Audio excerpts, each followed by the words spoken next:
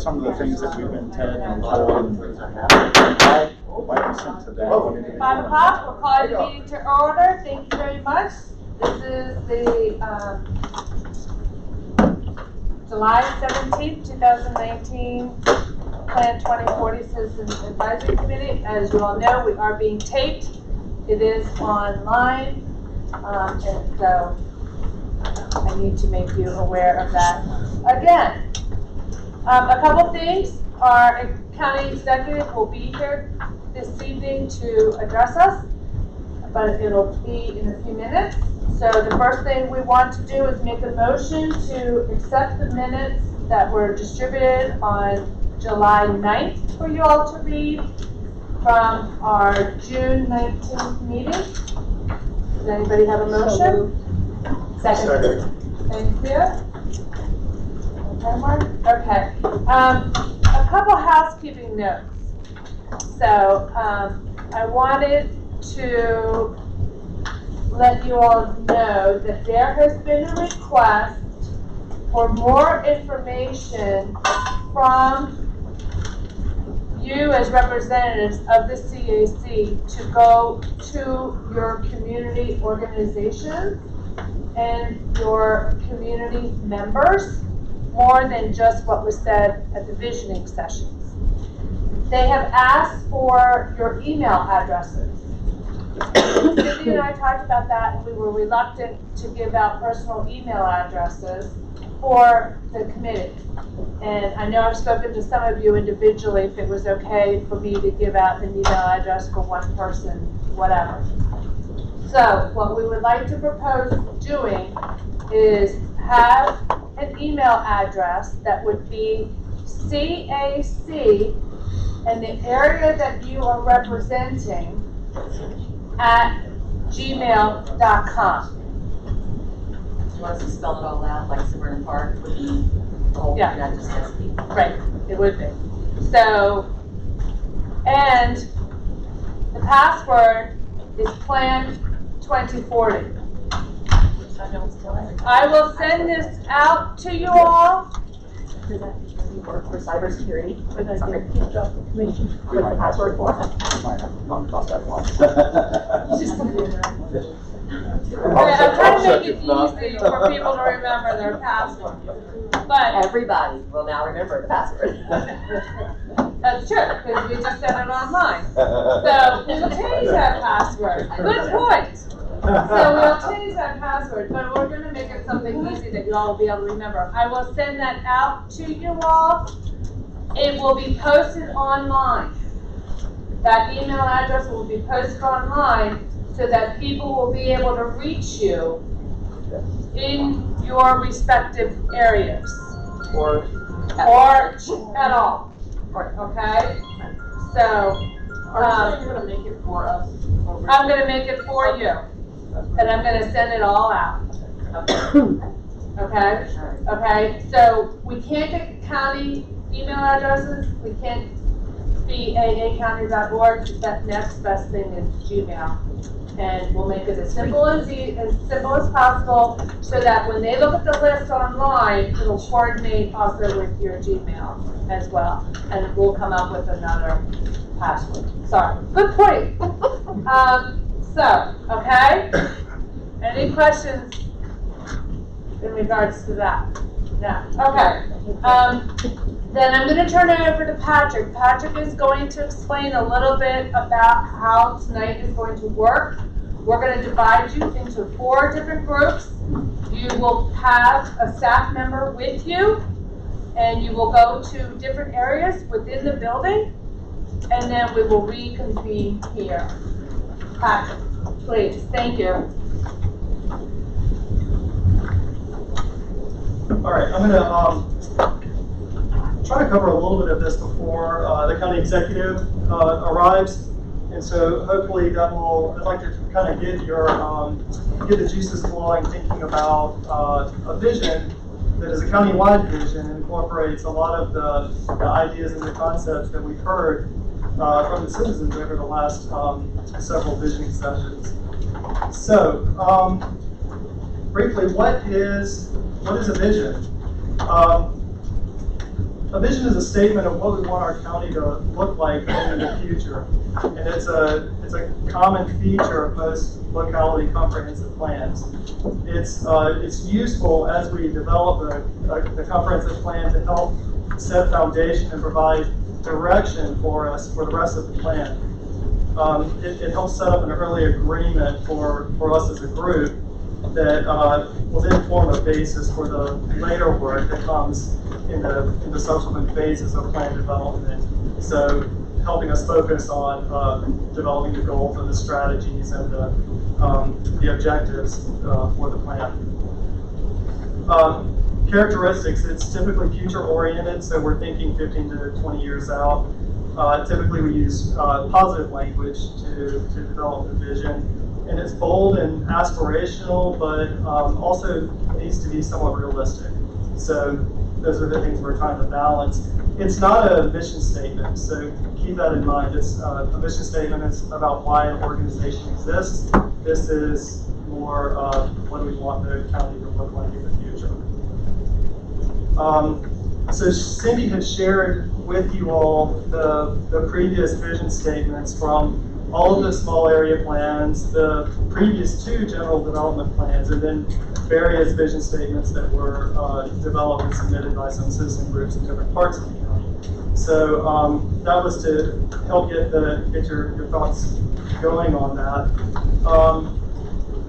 And I won't go over this. This is actually in the handout that you had today. But this kind of summarizes some of the main comments or ideas that were common to all of those vision statements.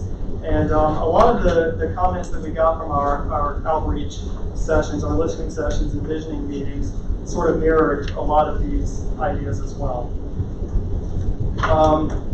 We also need to consider, as we move forward, the 12 planning visions. These are set by the state of Maryland, and they were adopted in 2009, and these will need to be considered and incorporated as we move forward with our plan. So what we've heard from some of the citizen outreach that we've given, again, a lot of the concepts from previous vision statements came through. We were hearing them again from the citizens before. And in both activities, we asked similar questions, both in the listening sessions and in the visioning meetings. What do you like about Anne Arundel County? What should the future of the county look like? What's special about your community? What do you want your community to look like in 20 years?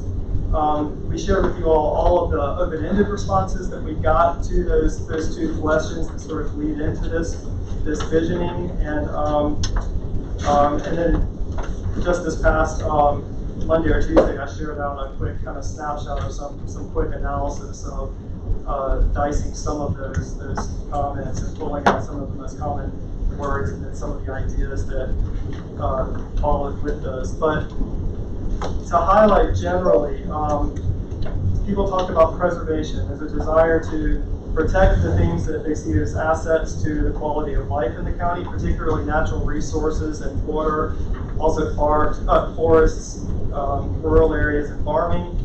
There's a particular concern for protecting the character of existing communities, and this was expressed in a variety of ways. People talking about the character of infill development, development aesthetics and neighborhood character.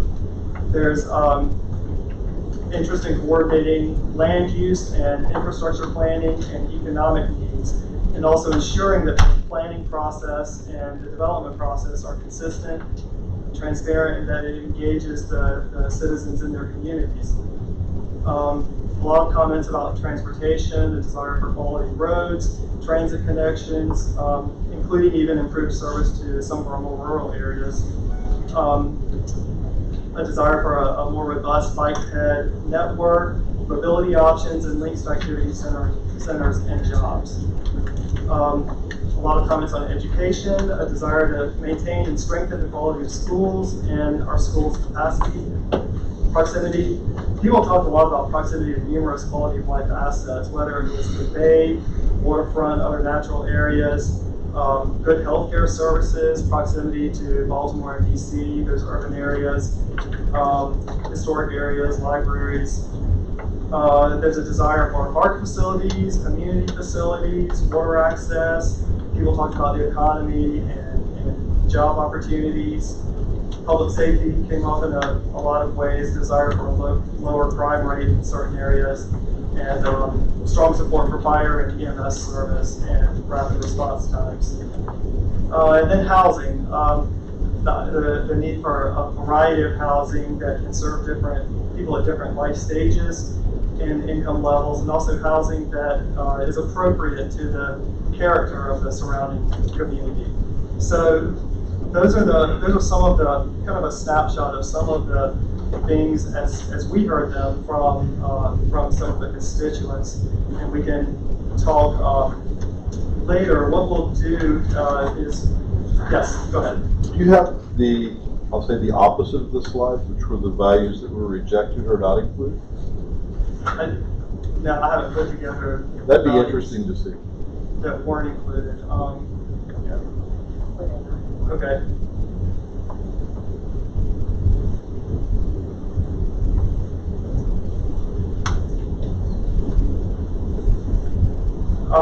I think one of the handouts that you all have is, and I won't go through it here, but we had shared a quick analysis of these open-ended questions, the top words that appeared over and over in different responses, and did a simple word cloud for each of these questions. So what's special about your community? And the top words for that kept reoccurring were community, order, and areas. And I believe one of your handouts has just a quick snapshot of the different phrases, the different ways that these words were used. And it's a way to kind of get us thinking about the broad spectrum of ideas that people were communicating with us about what is special about their individual community. And then similarly, what should your community look like in 20 years? And I took the top 4 words that were used in this one just because one of the words, the top words, was like, and virtually everything was I would like to see this or that. So that was a little bit all encompassing. But at any rate, I gave for sharing those just as tools to sort of help lead through this visioning exercise. And so what we'll do after we hear our remarks from the executive is we'll be splitting into 4 groups. Elizabeth, do you want to share with folks the assignments? So Mr. Martin is here today for Bill Dodd, who is on vacation. So for those of you who don't know Tim Martin, he is joining us for MBIA. So the first group will stay here, and that is Tim, Elizabeth, John Clark, and Alan. You all will stay here. The second group is going to the 3rd floor, and there will be a staff person with each of you so that you know. So Cindy will be here with group 1 here in the Chesapeake room. So that's group 1. Group 2 is Gary, Melanie, Karen, and Ellen. And they're going to the 3rd floor. Okay, so you all follow me to the 3rd floor. Okay. And then group 3 is Pat, Joel, Kristen, and Kate. Okay, And y'all are going to follow, did we say, Mark? And you're going to the 4th floor. And then the other group is Thomas, Anthony, Amy, and Charlie.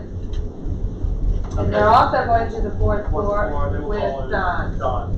Okay. To the 4th floor. And what we'll be doing is we'll be asking you to think about this question. If you've moved away from the county for 20 years and you've returned in 2040, what do you imagine that the county is going to be like in 2040? Think of 1 to 3 words, short phrases, ideas. We're going to talk about it as a group. The staff will be there as note takers. We're going to jot it down on the big flip charts that we have there, and we're going to try to get a sense of a range of ideas that should be incorporated into a vision statement. We'll do that for about 20 or 30 minutes, depending on how much time we have. And then we'll come back, we'll gather, we'll have one of you in each group report out to the larger group some of the ideas that your group has come up with.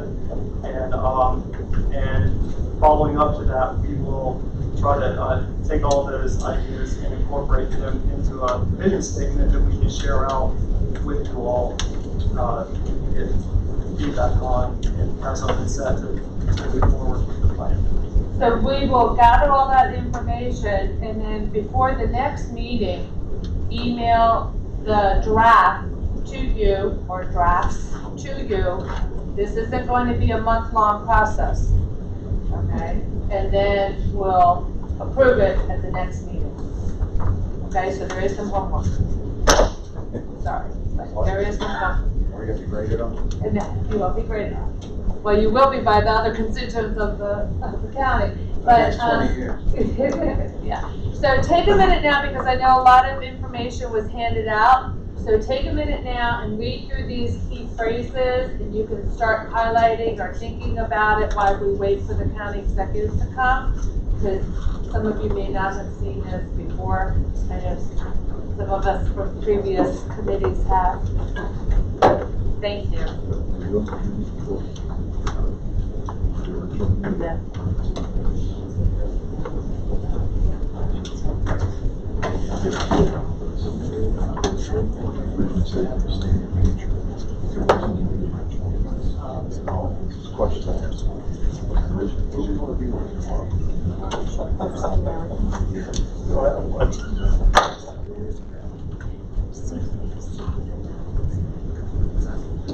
I guess what I get frustrating is when you read everybody's scripts. It's almost like what we would say again and again and again. It has to happen fast. What's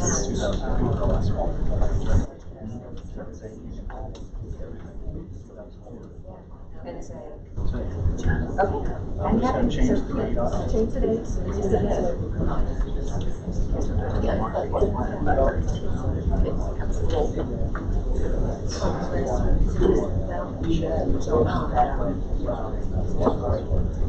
we just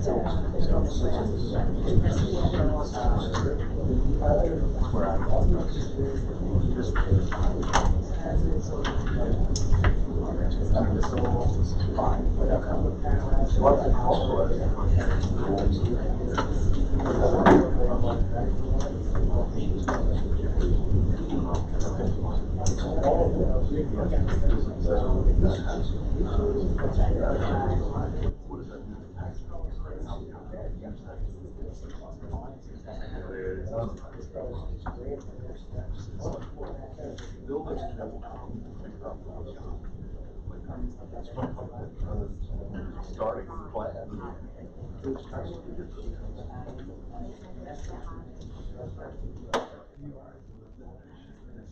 no. Measure again. I'm sorry. House away from that. So I have to wait till these. Oh, what? No, I have these.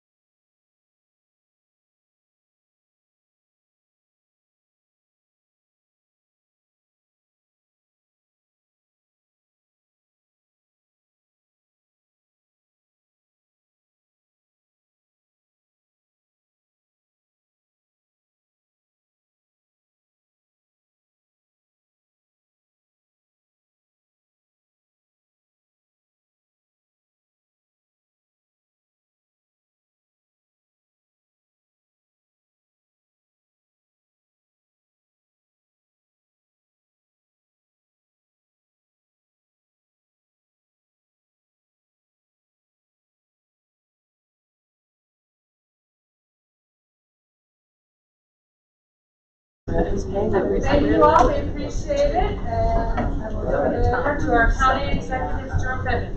Wow, okay. That's just a late, right? Well, I guess this is where I'm supposed to be. Yep, there you are. Okay. So I wanted to come because I haven't been here yet. I feel like I should have been here at the first meeting of the reconstituted CAC, and glad to see all of you here working hard. I've been doing some good stuff. That things are going well, people are working hard. I hope things are going well. I went to some of the, about maybe a third. Phil was always generous to tell people I go to most of the small area planning and conditioning sessions. But I got to enough of them that I got to see how that was working, and it was working well. And then I think just last night I did my survey that went out to get more input, which I thought was great. I mean, that was a really user-friendly, useful survey. So I immediately got on Facebook and told all my friends to go and do the survey for more input. I wanted to also come because we just introduced and passed in one case some housing legislation, and partly I wanted to come apologize to you for not coming here and talking about this legislation before we introduced it. I apologize to Growth Action Network as well. And so the reason I think I should have come and talked to you first is that it had to do with land use. And to be honest, I was thinking about this workforce housing legislation as a housing bill, which is also a land use bill. But we spent a lot of time talking to the affordable housing groups and the people who do affordable housing, and not enough time talking to the land use people.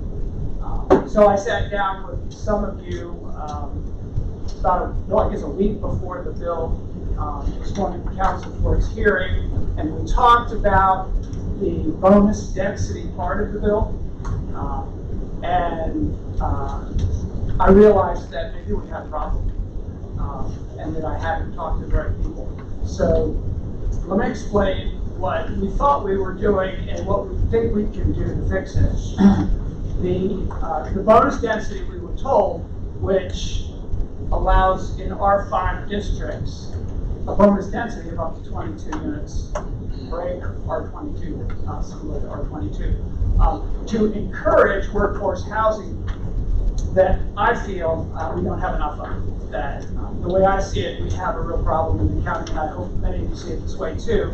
And it's reflected in the GDP, the way it was reflected in the 2009 GDP, that a lot of the housing that's being built in the county is too expensive for a lot of our workforce.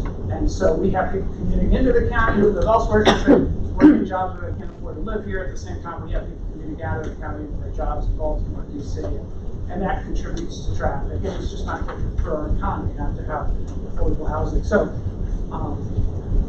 we were told that we need incentives, and an incentive that you can do is bonus density. Now in 2011, we had that bonus density down to R2, granted a special exception.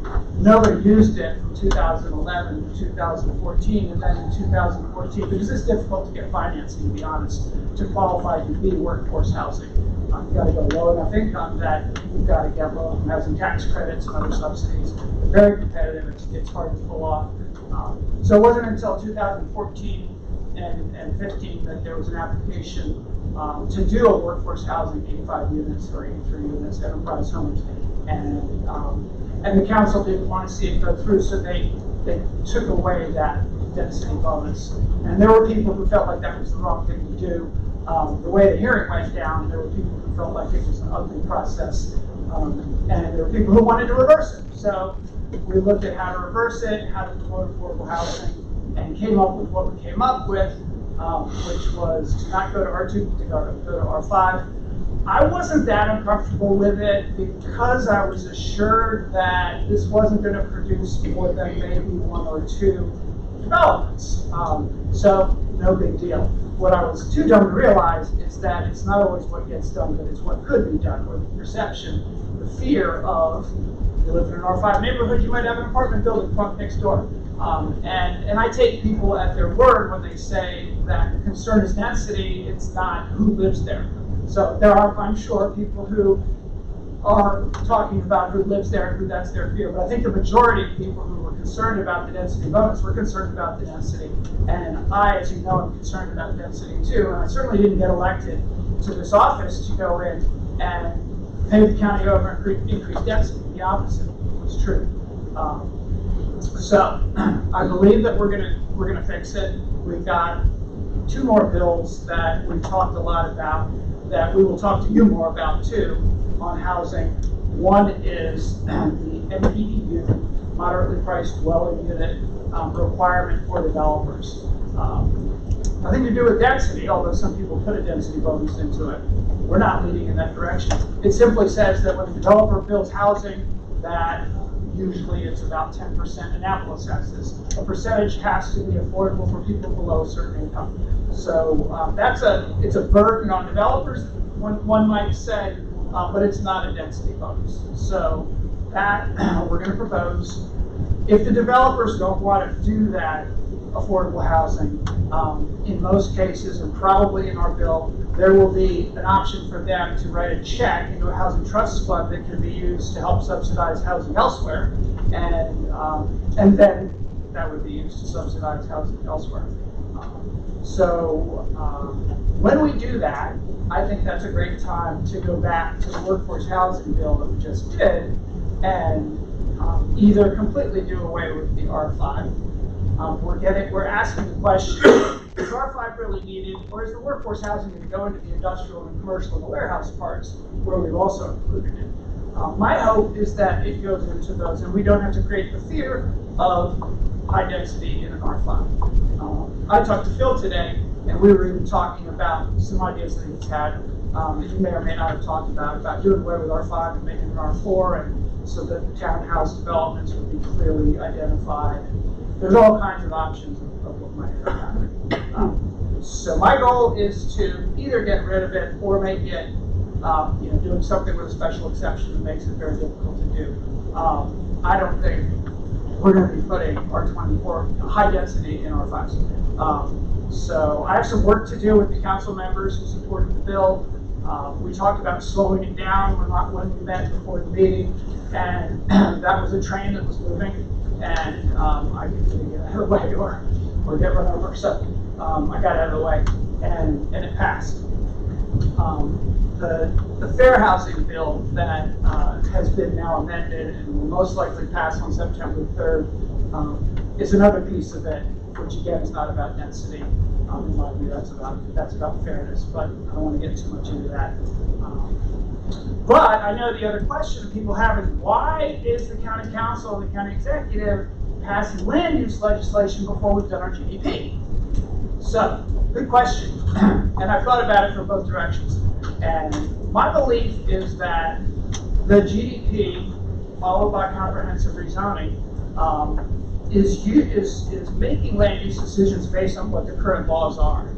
And if the laws are going to change, if the meaning of an R5 is going to change, or forest conservation, for instance, is going to change the formula and change the meaning of what you can do on your land, to a landowner, a developer, land speculator, or whatever, it's going to impact whether or not they ask for rezoning. So I actually think that I'm sure there's going to be legislation after the GDP. I don't know whether there's going to be need for legislation between GDP and comprehensive rezoning, which might make sense, except then rezoning gets put off and put off and put off and put off.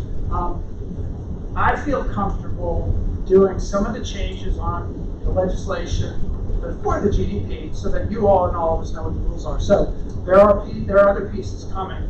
We have just started to look at an adequate public facilities ordinance task force that will make proposals on changes to our APF laws.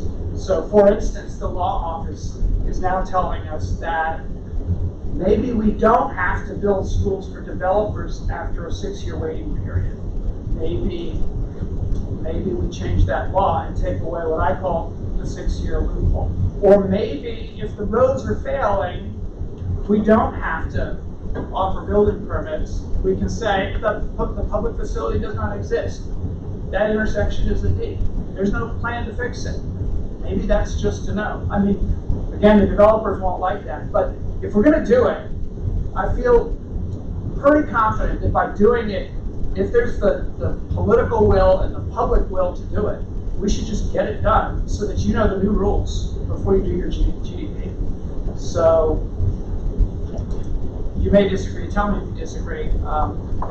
It's two ways of looking at it, really.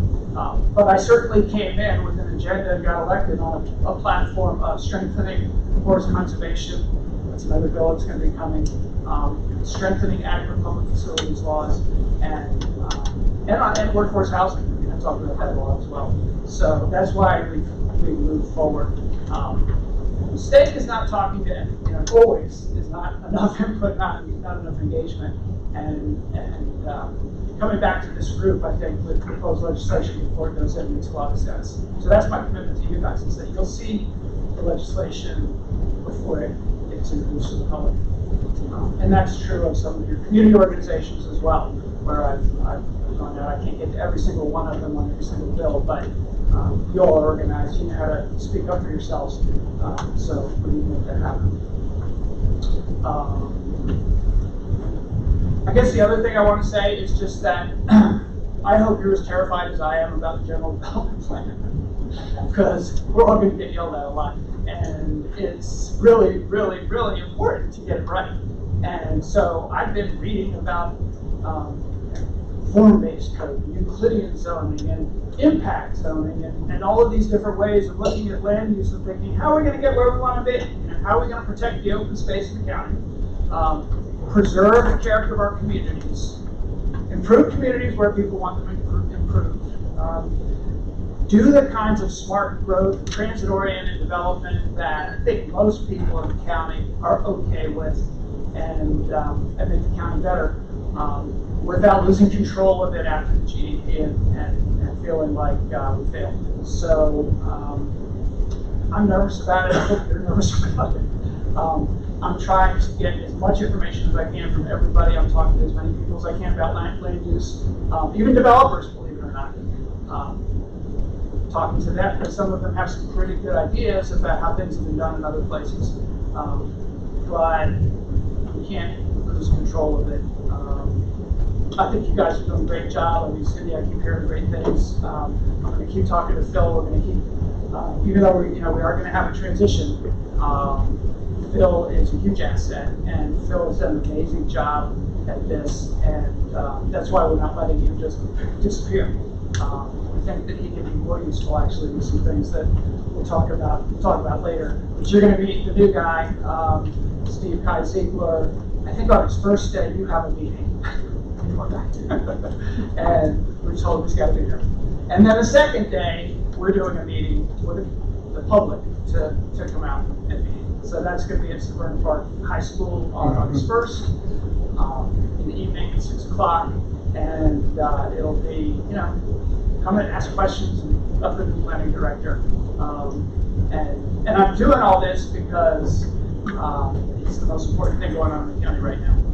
We got through the budget. Now it's this.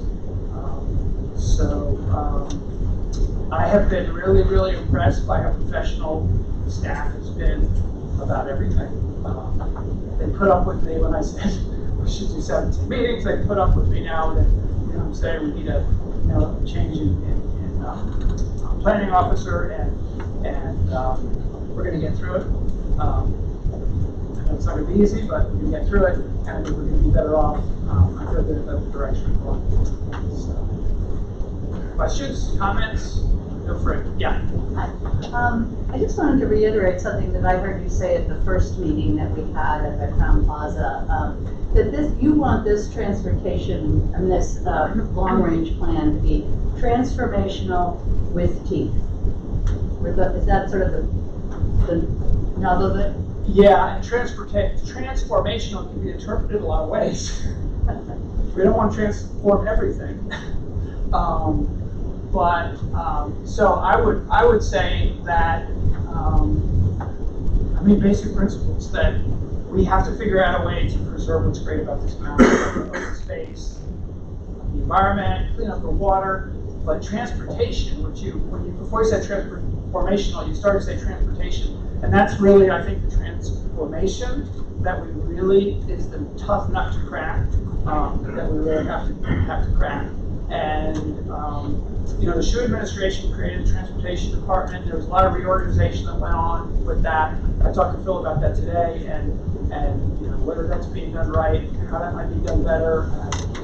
There's a transportation master plan now that Luann Arundel, that you know about, that if it were really up to me, I'd say not a damn thing should be built in this county, not a single home should be built that doesn't get road cars off the road, that doesn't reduce. I mean, our county, I actually flew in the county helicopter yesterday, and I specifically asked to fly over the Route 2 and Route 3 corridors to look at, you know, all the development, especially on the Route 3 corridor, and a number of places around the county.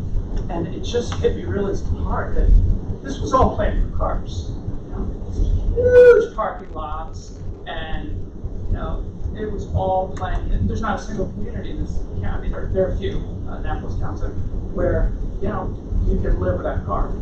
And we know we're kind of going to be heading that direction. We hope we're heading in that direction, but we haven't built for that. So that's why this transit-oriented development, the work in place, put it in one area so that we can preserve the rest. You know, the end of the light rail in Cromwell Station is probably a prime example of a place where from there and all the way down to Glen Burnie Town Center, there's the community is talking about wanting redevelopment, wanting some newer stuff, wanting mixed income, wanting, you know, new stuff, and new commercial stuff as well. And that's what I hope we're going to make happen. Yeah. I think more than the GDP, I'm a little more concerned about the zoning process. I think maybe because I'm unclear about what our role is going to be in the comprehensive rezoning process, and we hear all of the tales about how it gets to council and things start to shuffle. So do you have a vision about what our role will be with the comprehensive rezoning and that process after this? I got some really good news from Phil today. He actually clarified something that I had heard and didn't quite understand, which is that unlike last time, you all are going to be getting applications from landowners for changes in their land use, the land use designation process. Correct me. Yeah, land use application process. Okay, yeah, correct me if I'm on anything, correct me if I'm. Yeah, it's where a property owner can apply to have the land use changed. And I'm going to go over all of that with you because land use and zoning are very, people get the two terms confused, but we'll go over that in a future meeting. So, but what that means to me is that landowners who know, and a lot of them will be people, developers who have a piece of land and want to build on, will be actually applying to you and saying, we want this other use. We think our land is more suitable for X, Y, or Z. And then you all, correct me if I'm wrong, will be reviewing that. And so you'll know where the tensions lie. You'll go through that process and you'll make recommendations. And then that makes it much more difficult for that same landowner to say, okay, well, I disagreed with what the CAC said, and I disagree with what the planning department said, and now I'm going to go to the county council and use my political influence or whatever else to get a rezoning that's contrary to what you've already said. So you're going to have been much more specific about what you're saying about land use. Am I right? In the past. And if staff will be reviewing those applications, and we'll be looking at evolutionary changes in the neighborhood to see if it fits in the character of the neighborhood or the way that the area is changing. We'll also be looking at infrastructure issues to see how that all fits in. And we have an opportunity to look at it from both the micro level as well as the macro level. So it just creates a number of different things, and all that information will then be in your hands to do what we hope will be very good decision-making processes. And that micro level to me is what probably didn't exist before. It's that the CAC and the GDP were kind of macro, and then kind of set aside, and then the real horse dealing happened, horse trading, whatever. Thank you. Yeah, that to me is like, okay, you guys have some power now. Yep. Yeah, just to follow into that conversation, how is authority to the committee going to flow, and how is liability and other concerns associated with that going to flow to and from the county to the committee, as we're not part of the county? Yeah, are you gonna be liable? Yeah, what's going on here? Are we gonna be lobbied by builders and developers because they wanna do something in our area? Well, I believe that part of the answer is that's why the county council has the ultimate authority to pass the GDP and comprehensive rezoning. So, You're And answering my question. to follow up a little bit more with what Melanie was saying, your commitment for the Citizen Advisory Committee ends with the GDP. You don't go on to comprehensive rezoning. however, Unless, like we have said, we've talked about having a follow-on to make sure that there's implementation with a smaller group and to make sure that what is recommended actually is implemented. But technically, CAC ends when the GDP is approved. and that's worth really thinking about, because I've been thinking about that since before I was even elected. Is what's the best way for community groups to have a voice in land use decisions ongoing, not just every 10 years or 8 years. And part of the answer is going to have to do with how we do small area planning, I think, after the GDP, what the boundaries are going to be, how many there are, and all of that. So I think, I look around this room and I think this is something that should continue. That, maybe not, maybe there's changes in people, I don't know. I mean, there's some here that all would have to be worked out. But I also read the transition report that our transition teams put together, and there were all kinds of proposals that were interesting about ways of doing this, and even have the possibility of some kind of planning advisory board that actually has more power, shifting some of the power to them. I mean, those are all big legislative changes, but continuing this that's a small thing. I'm not making promises, but that's one option for how to continue. So you mentioned bonus density and incentives, and I brings a picture in my mind what that is. I've not had a chance to talk to Cindy or Phil, but that to me reflects on the cost of developers doing business and what it would cost for them to participate in this program. So I've been working for about 5 years with modeling simulation cost. And I don't know whether Bill has a modeling simulation team, but the cost benefits avoidance that I've seen is huge, because you want to know whether those numbers that you're being told that I need this incentive. How do you know that that's the right number? Unless you, Phil, and Cindy have a team that models that, simulates, and does that insanity check. I know one large aerospace company down in Florida avoided $9 million in costs over a 2-year period by doing the cost modeling and evaluation. So I'm hoping that before you take those numbers face value, that you have somebody on your team that's looking at it, modeling to say, is that a sanity check? You have a gentleman that just joined the company I work for, that is going to do a little research to see what is currently on the market for doing that. He applied for a job at a developer, and they were actually using some of his tools. So if they're using it, these guys need to be using the same thing. Yeah, I mean, I know that Arundel Community Development Service that does the affordable housing stuff that we do, it's mostly stuff with HUD, just had a consultant do an assessment of dividing the county out and of the rental housing that's being built, how expensive it is, who can afford it, who can't afford it. And I guess the hard part is when you create an incentive, whether the market is going to, how much demand you're going to create from it. And that's the scary thing about the density bonus, just how much is gonna then come in. So we want to be able to control it, just like all development, and that's where I think we failed with that bill. Is we created fear without controlling I guess it. what I was trying to say is what you wanted to, what is their number for density? what For the is their incentive, what number? incentive do they need? What is Yeah. their number? You just don't wanna have somebody come to the point, it should be this number, why do you know that? And so, you know, if somebody's trying to sell you something, they're gonna estimate cost, you need to do diligence and say, yeah, but it shouldn't have cost you that much, it only cost you this much. That's the point I'm making. Do that due diligence and just don't take someone's number. Any other questions? Thank you, sir. Wanna We get back to work? appreciate it. What? We appreciate it. We're working on our vision, so right. we will have that available.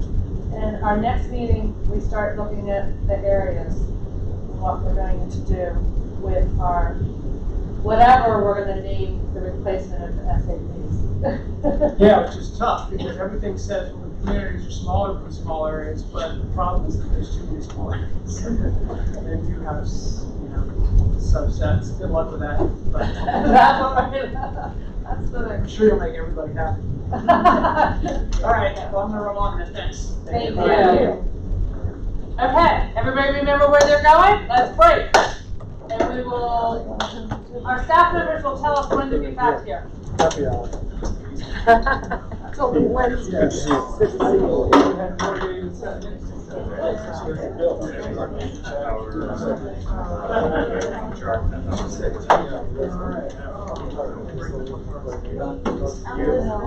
John Elizabeth, not me.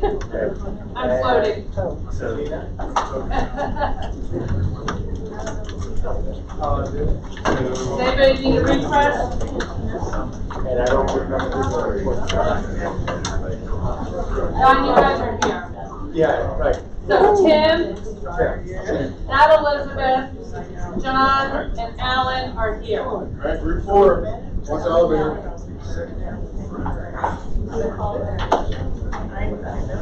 Yeah. On Route 3.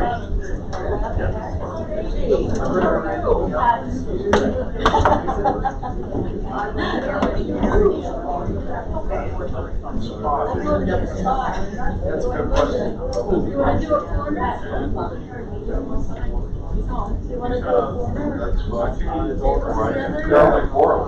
Right. Assume the PAP still plays a role in this process somewhere. I wanted to bring that up, but I didn't I get a chance. thought it would. Cause it really kinda comes from here to us. That's right. Then that will be solved. I will, catch up with you. Cindy, should we turn this off? Should we turn this off? Yeah, that's what I was getting at. Is that gonna be recorded or? Okay. It's important to know.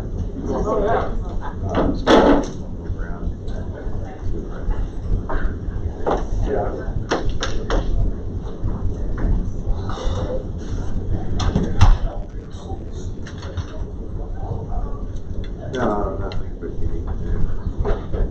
I don't, good to see you here. Yes, the chapter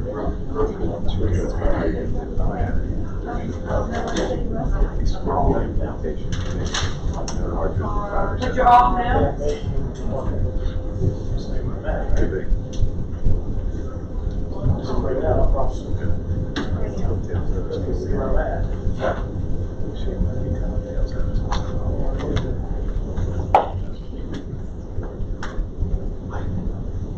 You all need a break first? No, we're good. Well, somebody did go out. Okay.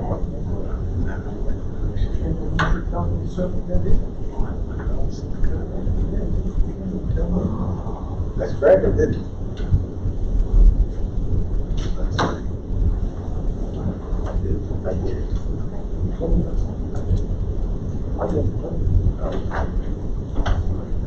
Too much wine.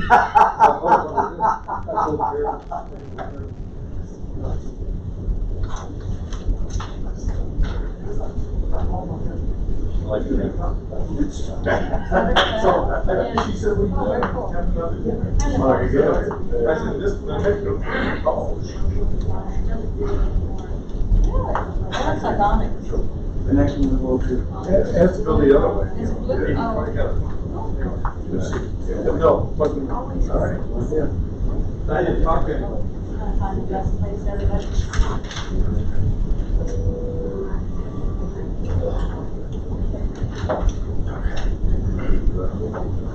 Alright, so, any questions or anything you want to talk about before we start brainstorming some ideas? I'm just curious where, Yeah. I'm, Carroll City, Russell, in Far West County. I'm Pasadena, Marlin Neck, close to Glenburg. That's okay. Lakeshore. Okay. All right. The question is, moved away from Anne Arundel County. Yeah. Gone back 20 years, waiting that's the best place. What does that mean? I'd say improved, obviously improved transportation, but, still the same, I think there's opportunities. Use transit. Can we be a little specific about that? Because I have an idea that I want to throw out. I really think that to meet the needs, especially for Marley Neck, where they've built about 10,000 homes over the last 10 years, I really think there should be an automated, self-guided bus and shuttle system. I think within 20 years, it will be reliable, it'll be cost-effective, it will allow us to run bus routes in areas that are not currently served. The people in that particular zone really need services that they don't have because it's been built up so fast. And that's what I expect to see in that area. Self-guided automobiles, you don't have to drive. really. Well, yeah, I mean, you could have a shuttle that takes 10 people or 20 people, and you could easily take down Solid Road, Marlin Neck Boulevard, into Glen Burnie, over to the hospital, into Baltimore. But I could tie into the Baltimore transit system, could tie into the transit system going into Annapolis that way. So I think if we had this automated system, which is what I would expect we have, that would be the most cost-effective way to do that. It's a transit, you had some Well, I qualifiers just on like, that. you know, the vision as you indicated, I think the vision in 20 years is you're gonna have automated cars. Yes. That are gonna take over, so how does that look? I think that, and I'm not a transportation expert, but if you're sitting in a car, you don't have everybody braking at the same time, and slowing down, I think things are gonna go. Well, I envision the Jetsons kind of, you know what I mean? You're driving, you get on that road. But everything's automated, cars can travel from a bumper, they don't have to travel. Yeah. Yeah, you Six don't have car to lanes. element. We'll put a lot of cars. So, Well, kind of what I. To me, that means it was something a little different, it might not be in the transportation area, but I would think of it as a no car zone in like a business area. So your automated car would drop you off at the no car zone area, park itself in a shuttle area, and then you can call your car back to pick you up.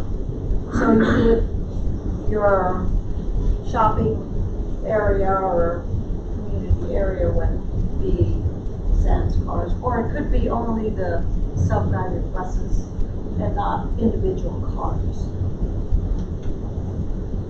I imagine related to this, but it's in reference to commerce, that I think the drone delivery system for retail purchases will probably be a lot more refined in its idea. And that way you have fewer people driving to brick and mortar stores. It is a little bit of a paradox because we really need, in this one area I'm thinking of, they need the shopping center there, like a little Wawa or something like that, for the density of homes in that area. But I could see that being much more prevalent 20 years from now as a delivery system. Well, we're already seeing things change. Yeah, a lot. And there are some areas that don't have the shopping area, like Yeah. you just got that, we don't really have a one big shopping area. Well, this Marlene Neck Boulevard area I'm talking about has no shopping at all in it. You literally have to drive to Marley Station Mall, or you have to drive into Revere Beach, or you have to drive down to Sun Valley. So it's not resident there, and they actually, the developer has land. They have about 50 acres, I think it is, that they could put a shopping center in, but there's something going on with permits Oh, and all that where they can't get it. So, Probably impervious area. there's an area that won't perk. I do know that, it's about 8 acres. Impervious area is different than perking. Well, there, I've been told it was a perking issue. Out of the 50 acres, it's about 10% of it. I don't know what's going on. All I'm saying is that my envision would be more automation taking over our lives there.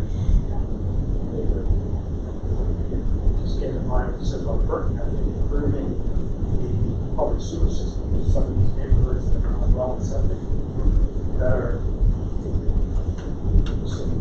I know that brings concern to infill development, things like that. Some of these neighborhoods that are on septic are very tiny lots. Very tiny lots, and they're contributing significant water quality issues. Very waterways. Yeah, if they hadn't done a new clay restoration type of unit, because I know I did that about 10 years ago. Yeah, even the bath tanks have nitrogen, phosphorus, and water. It depends on how the proximity of that. Yeah, I have one that's 85%, almost 50% is getting out. Yeah, I don't, okay. so, ready to move on, so, Okay. okay, development. Land use, as the county executive said. I would envision that, there would be a partnership between those who develop communities, would also develop community schools to serve those communities. More than probably new development as opposed to existing development. Right. But if they are going to envision a certain number, that would be part of the plan. Cindy, I did have a question about that because the feedback I'm getting from this particular neighborhood that really has the high density development there, they're talking about the elementary kids either have the option to walk in one direction or they're bused out in another direction. And I know that what I'm hearing is that they want to have their own school system almost literally. They And that, probably should have, but again, we're not, yeah. well, I mean, if it's the developer that's a part of that, I don't know how it could be, you know, I do know that they probably, if they're gonna build as much as I think they're gonna build extra, we need to have probably 3 new schools in that northern part of Marley Neck. That's what I would envision should be there. And I would put quotes under community schools, because to me, Yeah. community school means something other than one in the community. It's one that provides services to the community. So it might have, within the school, it might have a health facility, or it might have a shopping area, or that community doesn't have that. So the school is there, but it also has something plus. Are we talking about something like what we have in Carlton, in high school? I don't know, I haven't seen, what's Robert? They haven't built that yet, have they? I haven't constructed. Yeah, What's the plan? well, Steve Shue had proposed putting it there in order to alleviate busing for the Crofton area, yeah. Right, but are they gonna have something in there that's provides the add-ons? I don't know, I have to ask that. Well, they do a lot in Baltimore City. He said, they have mental health facilities, or they have, grocery stores within the school. So that in those, food deserts, there is something now, right? Yeah, well, there's definitely, So it's those like are a minor. community school plus, okay, yeah. Encouraging private and public partnerships Exactly that. It's Could not be a happening, pharmacy. it's not happening now. Yeah. It's very difficult to fix it. There's a real issue. We have to think about that before it Yes. comes to pass, right? Build it that way. Well, I know that what I've been hearing about the development in the area was that it was spurred on by the BRAC realignment. And that a lot of this was built, and a lot of the people living in those zones are actually military housing. Yeah. So one of the reasons why I brought up the idea of the transit system could be that there is a shuttle that gets over to Fort Meade as well. That would be good. And as part of this process, we are going to be support. Yeah. So some of you are voting plus coming here and want to go along. To get a better handle of, all kinds of different numbers of what to expect. They won't give us details, but What number of homes? No. the number of. Oh, okay. And I say, They're never still forget growing, it. yeah. Okay. But they do have transportation within the base. Yeah, but from Glen Burnie, there's a lot of people that drive there. That's what I'm getting at. So the idea would be, if we're envisioning less traffic or trying to inhibit it, then the transit system that I'm mentioning, the buses, would be one of the ways, like you mentioned, where maybe we could have the buses that are automated that go straight there. I don't know if we're gonna have a rail system, we could even improve a rail system there or not. Well, there is one there. From Glen Burnie to there. Oh, I see. Right. Crazy expensive. This one there, Chester. But, in transportation, does that include hiker, biker trails, sidewalks, greenways? So, all that mobility and general. Yeah, I'd really like to talk about that. Right. There's some issues with that.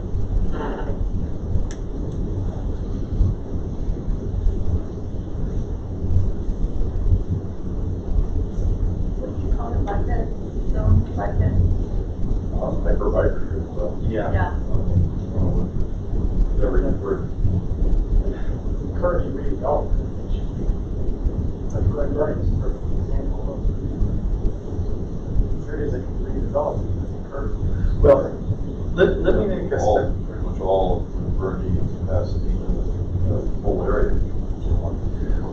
Well, I'd like to make a statement about this because I don't know how it got done, but there are two arteries in Pasadena, Edward Rayner Boulevard and also Hog Neck Road, where they literally marked off a biker side shoulder to it. Like lane? Yeah, but the problem is that it's only a partial lane. In other words, you come up about a quarter mile and it stops because there's no available shoulder for it. And I don't. Disappeared. Yeah, and it's for two. And Now, then, of course, in the road. so I would say if we're gonna be talking about biker trails in general, then I really think we should be developing lanes that have bollards that provide a safety net for these people. You know what I'm talking about, 3-foot bollards that are off the road, so that literally they are safer going down the road. Those two roads there, you can ride at your own peril.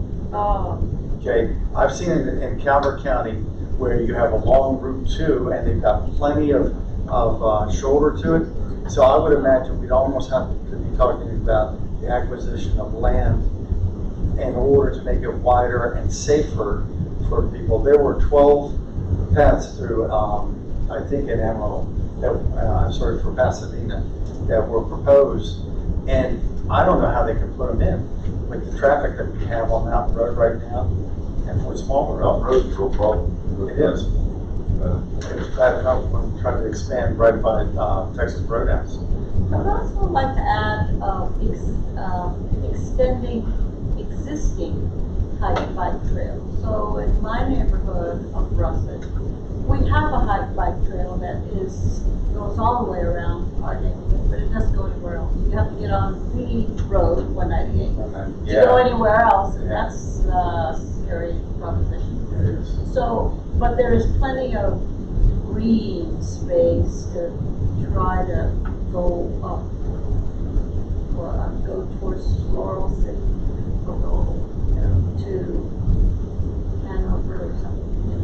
it to other areas. Wasn't there a greenway that was proposed for the East Coast? Greenway There for, is an East Coast Greenway and, Byron County Greenway license. are we talking about the BWI Trail and the PNA Trail? Yes, I get we actually have two national trails on Byron County, and I get two next up. Yeah, the American Trail. America's Trail. East Coast Greenway. And East Coast. Where our Greenway does go, up to DNA and, then on the PWI route. Okay. It's over on Fort Lee Boulevard, and then eventually gets into downtown Baltimore. Oh, okay. So does it stop, it stops, somebody has to drive to get there and then go, or No, it's a continuous trail. I mean, it's a continuous? 70% of it is on roads. It's not a. On Yeah. existing Yeah, roadways with cars? Vision to Oh, eventually make scary. it all trails, but right now, there's only 30% of it that is not on the road. It'd be great if, like the Northern Central Railroad Trail is an actual rustic trail. That'd be great for us to have. See, I've ridden many, many miles on a bicycle, and I can tell you that there are some scary spots Yeah. throughout the county right now that I would be really reluctant to do now. And that's why I brought up the idea of having bollards or something so that it's safer to ride. Yeah. So, We had a Volkswagen come through once, and they liked our trails, but once they got out of our area, it was like, ooh, well, the B&A Trail is a good example of taking a railroad trail and making it into something with one. Yeah, or well, Absolutely. Just as what I envisioned when I first thought of was 20 years from now, I think about the path to get there is to improve the water quality of these existing developments that have no stormwater control, no water quality controls. Things are heading in that direction to fix that. Is there a program to incent more people to plant oysters? There is. Okay, is that right? Yeah. What is We it? have, nonprofit I manage has 180 oyster farms, Okay. gardening oysters. Is there like a? and there's a school project too. It's just everybody doing it because it's a good thing to do. Yeah. It's ongoing, they're improving the water quality, they're doing a lot of work in the irrigated streams and all. So I envision 20 years from now with the current taxes on the county, the money that's going into it, my vision would be that's going to water quality increase. So you're looking because the tax is collected. But There's a program that's in place, so I envision 20 years of the program stays in place and keeping it funded, and keeping it forward that in 20 years. I would think a lot of these watershed department positions are now. Better. We're wasting a lot of money. I don't know how you put that in a long-range plan, how to keep those programs moving. Yeah, the most important thing we can do in the next 20 years is a lot of that infill developments, either on the books planned or there's just no place for it, is to move communities to sewer. But that's the long-range plan for the public works, we can push that forward. Considering that Cox Creek is the closest one to us in Pasadena, where could we have a water treatment plant in Pasadena? That's up to engineers to figure out what we can put in. I mean, if we're talking Has to be about near water. and I know that was brought up in that presentation, Yeah. we have to have some real estate to put a treatment plant in Pasadena in order for me as a person on a sewer, a septic system to move away. So, I would say that if we're doing that, we have to be looking again at land acquisition to do it. The challenge you've got is doing it in a lot of these old communities. There's just not a lot of road infrastructure, there's just not a lot of room. And everything is, a lot of houses, the water service, uphill, sewage doesn't flow uphill, pumping stations. So. Yeah, it costs a lot of, for the. To run the piping, yeah. The homeowners, their vision, not come across it, but their vision, their system's working fine. Why do I need to pay any money at all to put a system in? So most communities have to have a 50% gate to bring to public sewer. It's cost of city street, so, first, this is working like that, $2,000. Especially when I invested in the Bay Restoration Fund. Right, so system in that the was first place. challenging, Yeah. extended sewer. It's something that they envision, something that should be on a vision plan for sure.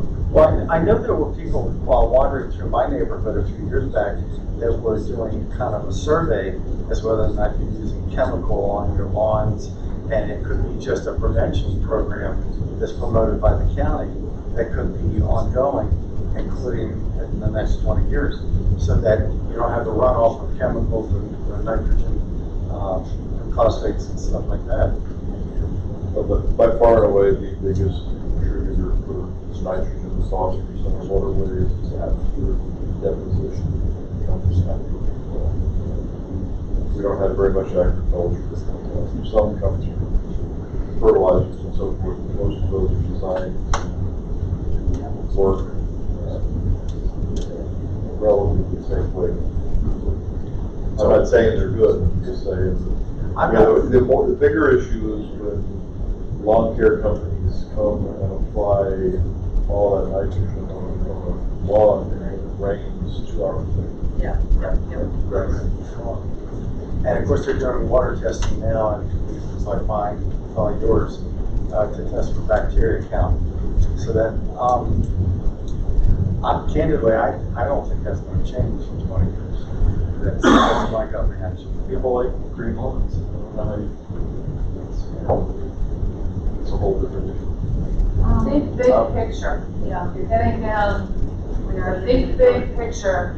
And remember what has been handed out. What are those key points that came out of those visioning sessions for 17 different people, 17 different areas?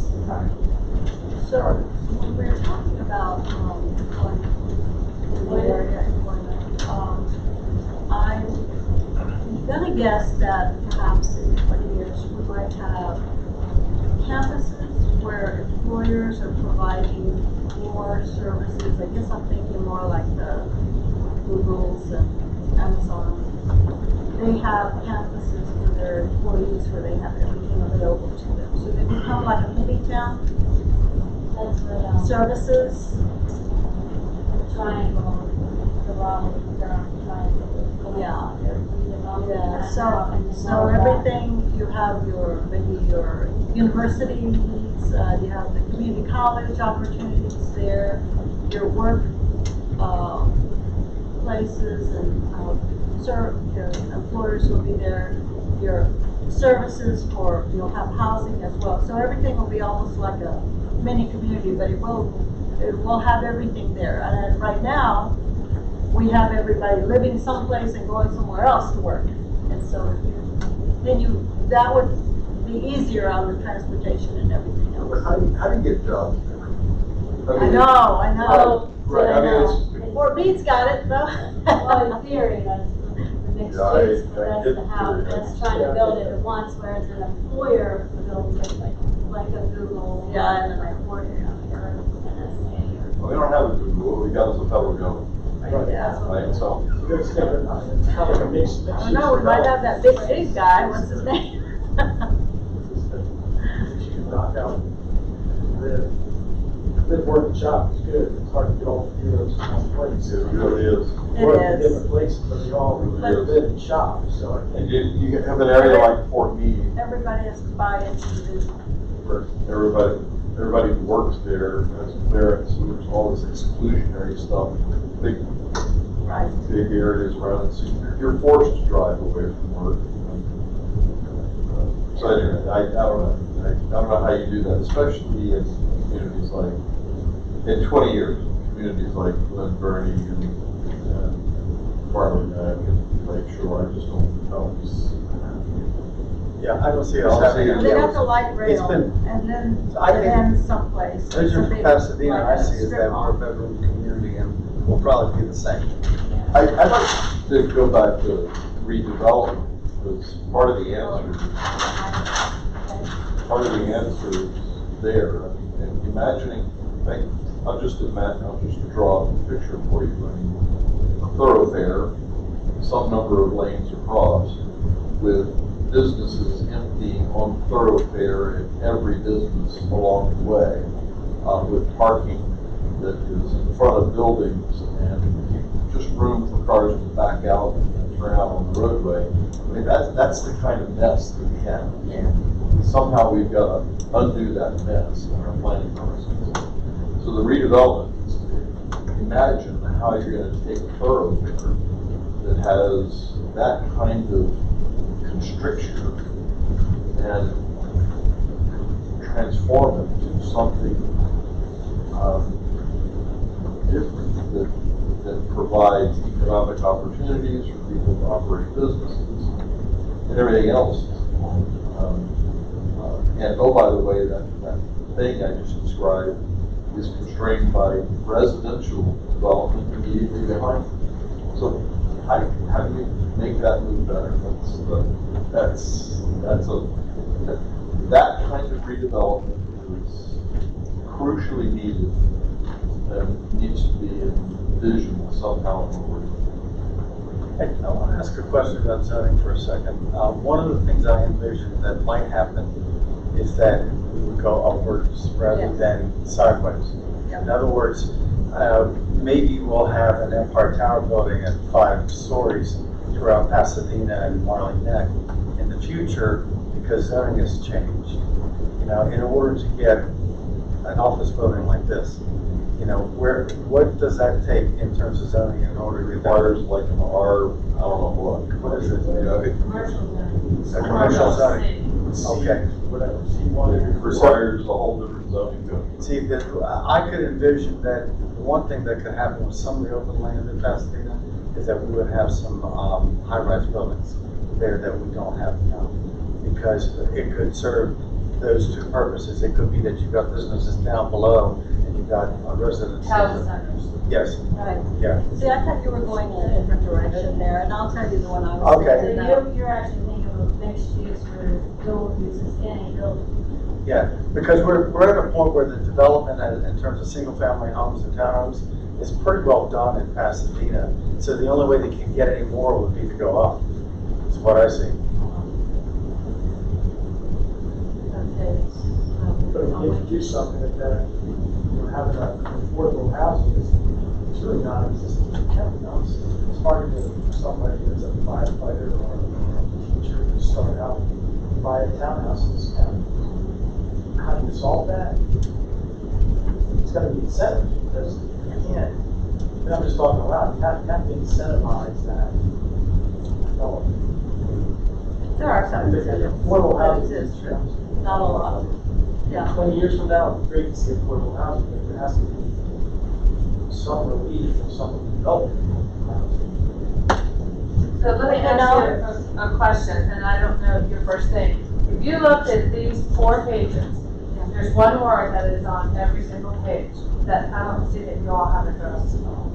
Did you go on the first part? That's what I'm wondering. Nope, don't see it. What is that? Community Okay. is the first word on, okay. Yeah, we touched on it. We did, and housing. Think about that. And, And then everything's gonna come back down, so.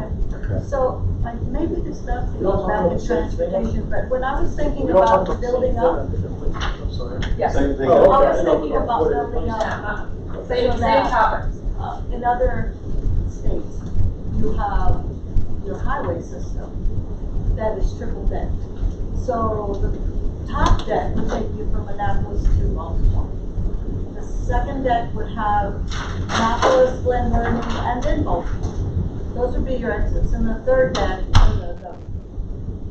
the bottom would be, all the exits that we know now. So that would be your moving faster, but you have issues with people not wanting that contraption in front of their community. That'd be something the size of a 4-story building. Oh, larger, yeah, you get the, just think about It's in that Virginia restaurant, with their, But see, I could see in Fort Meade and over towards that center there off of 95 and Yeah. BW Parkway. Yeah. I'm not sure that in Pasadena I can see it, but, Maybe not, but I mean, in some areas, if you're gonna go from one, city center to another city center, and you don't want to go through all the little traffic areas, then I've been saying this to every governor the last 26 years. Triple deck it, helps me get to my job faster. well, wait a minute, aren't they proposing a fast underground rail system? Oh, please, From I DC know, to yeah. Baltimore? Now, that's up in my area, yeah, that is, on the BW Parkway. And I actually could see that happening, I hope not. but I can That's see the it. road where the 1,000 people actually live in Washington want to work involved. Right. Well, I know I have. Because you can't jump off anywhere else. But it's the same type of idea, but you at least have the middle section that'll take you Right. in between. Right. And if you have it automated, as we were just talking about. And it could be automated, it could, yeah. But what do we see the communities at? Where is it? Well, I know we have some here. I grew up in Austin, Texas, so you have the triple decks. Yeah, Texas has big highways. No doubt about that. Texas has a lot of space, right? Yeah, we do have a lot of constant highway building. Dallas, Houston, they all have them. You get on the wrong road and all of a sudden you're in North. Could be a long way away in a hurry. In a hurry. Let's talk about communities real quick. Community, right,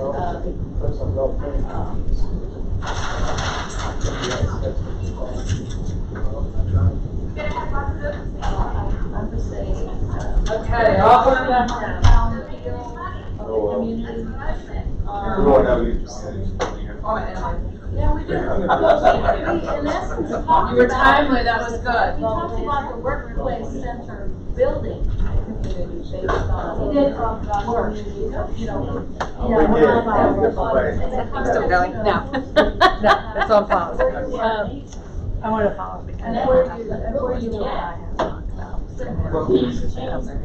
know, and you made a good point about the conference presenting versus the land use. And you can add in what I just mentioned about the building for communities where you'll have one national. But they are looking at doing something, and they're also looking to codify it, get it to Western with the county. And so, also to codify. And I did present to the county council, and so they are well aware that we have been more, of course, I told them, I said, we're not gonna be doing this for 2 years, but I think it's just a challenge to look at the I know, right? I know. So, that's great. But, the other thing is, we're thinking into very overwhelming. So that you've been interested is there are going to be an opportunity to change the land for the tribe to the work on that. It's never been done. And so we need to have all of our ducks in a row, have our literature available, have all that information documented to it. And that's gonna be the next thing. Which I'm not gonna be here tomorrow because I missed the next 2. I mean, like as soon as we get to the meat of it, I'm on vacation. I mean, it's and then summer and swim team is done. Swim team finishes on Saturday, so our vacation was planned all around after swim team. So I've actually been thinking I need to think about who I think. The good news is it's not pouring. And there is sun on the other side. Where did that come from? So they warned us, they told you. See the sunshine on the other side? I think my windows are cracked. Oh, no. Ha!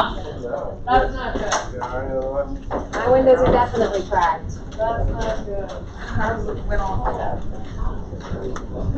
I mean, you felt the humidity, so you kind of knew it was happening, but, I looked up and I said, oh, it's all there's that cloud in the sky, and I cracked my windows. That's what I was texting my husband, bring in the, Yes. I just want to see if my windows are. Mine are cracked. Mine are cracked. Are you sorry? Yeah, we're gonna just be like, the question is, do I have a towel in the back? And I found out. Oh, I know. They had a.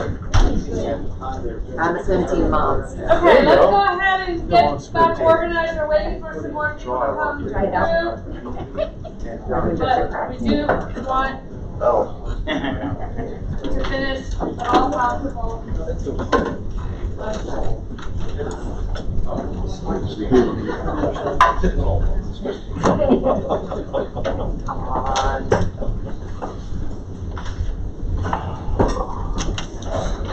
Okay.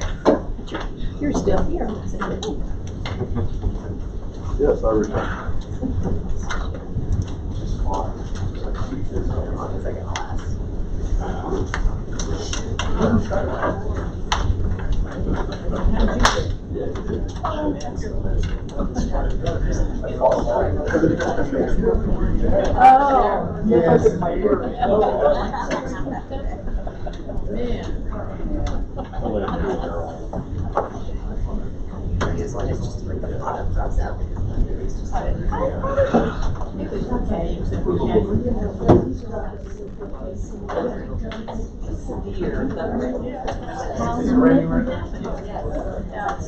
Okay, we're all back, I think, right? Thank you.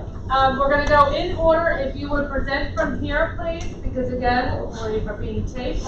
So group one, whoever is speaking, if you could come over here. Okay. John, thank you.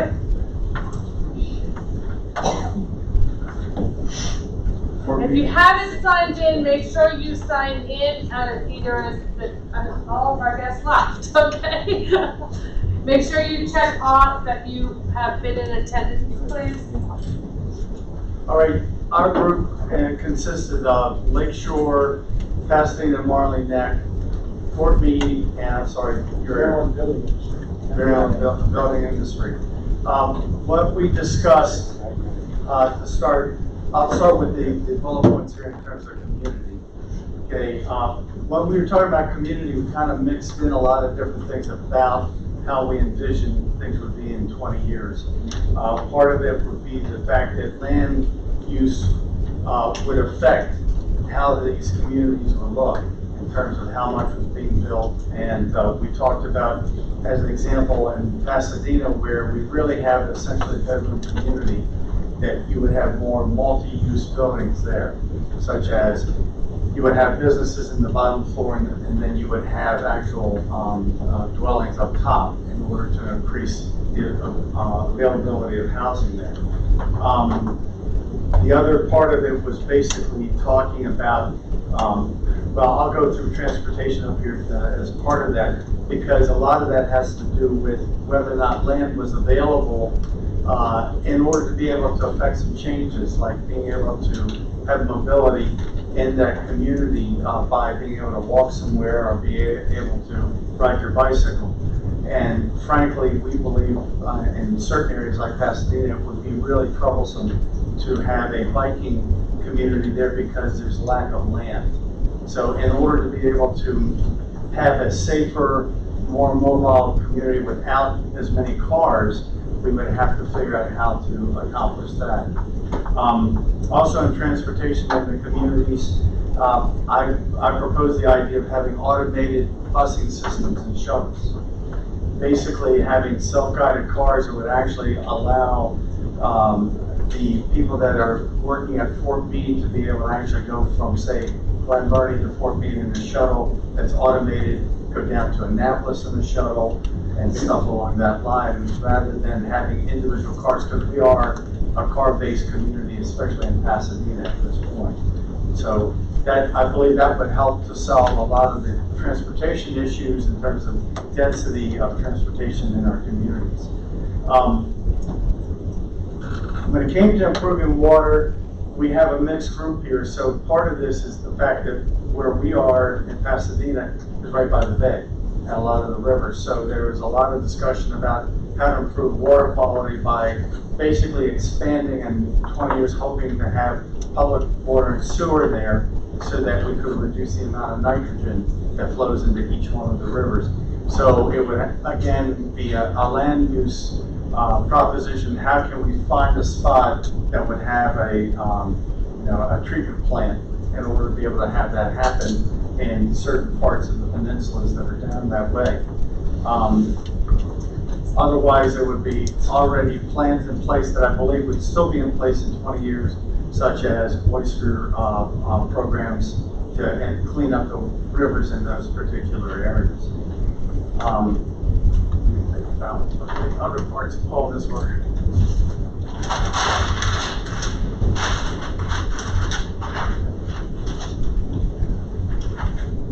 Comes to, we talked about water quality there, wastewater.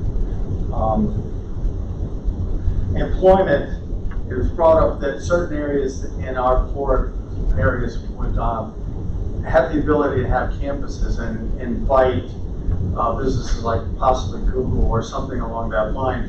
So you would actually develop a campus in that particular community in order to have more employment. And obviously it would change the nature of the community there by having a campus of that type. I believe that's probably more applicable to the Fort Meade area at this point. I don't know that a bedroom community for Pasadena could possibly incent, businesses to come in that direction. So I've dealt with areas, water, and community. Is there anything else you think I should bring up? Your group, do you want to add? Is there anything else that I didn't bring up that you think we should talk about?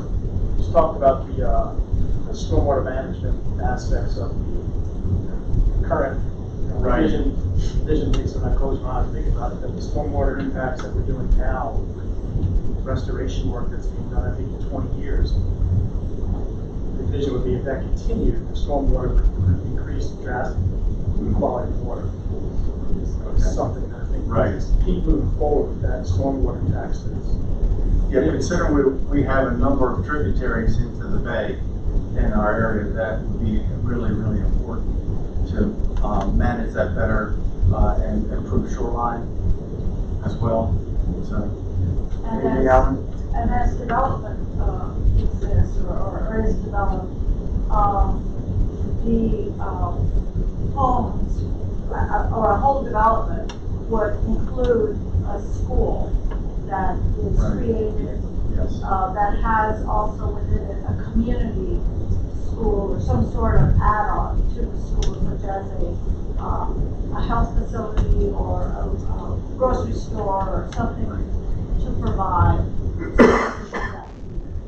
So I did mention one thing, I thank you for bringing that up, because one thing that we talked about is that the Marley Neck area for development has increased by about 10,000 homes in recent years.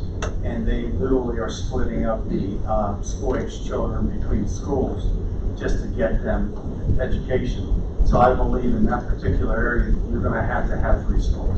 You're gonna have to have elementary, middle, and high school to solve the problem there of probably more development down Solid Road and Marley Neck Boulevard for that as well. And it may affect other areas in a similar fashion that we need that. So that's what I envision seeing for that East Glen Burnie area as well. Great, thank you, appreciate it. Thank you very much. Group 2? Who?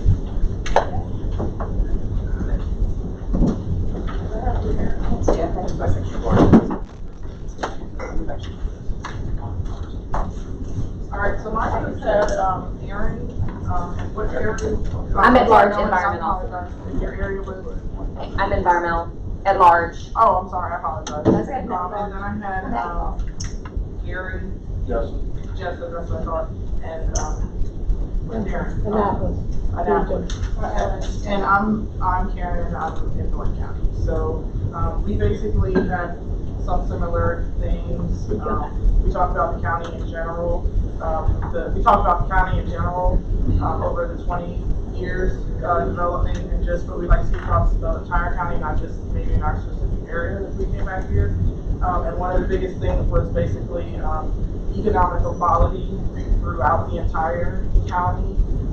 Being able to go to different parts of the county and saying that this definitely matches, even if it's on the other side of the county. And it has a basic theme that is acceptable for everyone who lives in the county in every part. And not have to worry about like, oh, I need to be in this area for this school or in this area for these amenities, things like that. So we'd like to see people-centered communities, connectedness, walkability, sharing the economy, open space. And we've had a little thing about what is open space as opposed to like green space. We're not talking about like ball fields and things like that. We're talking more of like sit down spaces, chatting spaces, shade, things. So it's kind of like, when you say open space, we kind of think of somebody throwing a ball, playing. That's not really what we're trying to envision. More like a community get-together areas. Shared services throughout the county. You should be able to go to any part of the county to be able to receive services. Not just the county, the city that you're from inside of the county. You should be able to access it whether you work on one side or live on the other side. Things like that. Also, we would like to see the citizens engage in the community, like a permanent place for citizens to make sure things are being implemented properly throughout the county, with accountability by being able to have citizens input, because we're not all lawyers and most of us have jobs and things like that, and we can't dedicate the time to be knowledgeable in all these different types of fields and things like that. We also wanted community associations to have more pull within development practices. Like for example, I'm in a Runner Gardens, and then we had Gary speaking about another association having say for longevity, and being able to go back to the communities to talk to them in a more timely fashion, basically. Let's see. We also would like, when developments happen, for us to be able to have keep the cultural features of our communities. Like I can't really speak on, Annapolis per se, and how like they have historic stuff there. I get that, and then like also Brooklyn also has a lot of older homes, Brooklyn Park area, stuff like that. But in general, anybody's community history being preserved and things that are built, that is what the community wants. In a variety of what's built, like mixed use, what the other gentleman had said, such as even possibly tiny homes or having stores, as we see in some places that are underneath where people live, things like that. We had spoke about, which was also mentioned, autonomous vehicles, thinking ahead into the future, which also will put other people like truckers or workers like and such maybe possibly out of business. And when you think of warehouses and warehouse workers back in the day, and then those shut down factories, and those people are out of jobs. So maybe training readiness sites for being prepared for those types of things if they're looking towards the future. Vibrant, safe, quiet, economy vitality, preservation of the environment, and sensitive features, unified streetscapes and accommodations, redevelopment in areas of need, responsive to the local needs, as I mentioned, development that supports the neighbors, and we want our developers to be able to tell us how what they're developing impacts our community, basically. How is this helping our community, not just you as a developer or somebody that might go to the county or however that works. We want to know, like, does that gas station help my community? Or does whatever's happening here, that school board clinic help my community? That's what we came up with. Helen? I just want to emphasize one thing, because I had the privilege of being able to talk with academic Dr. Tim Chapin yesterday, who talked about future trends.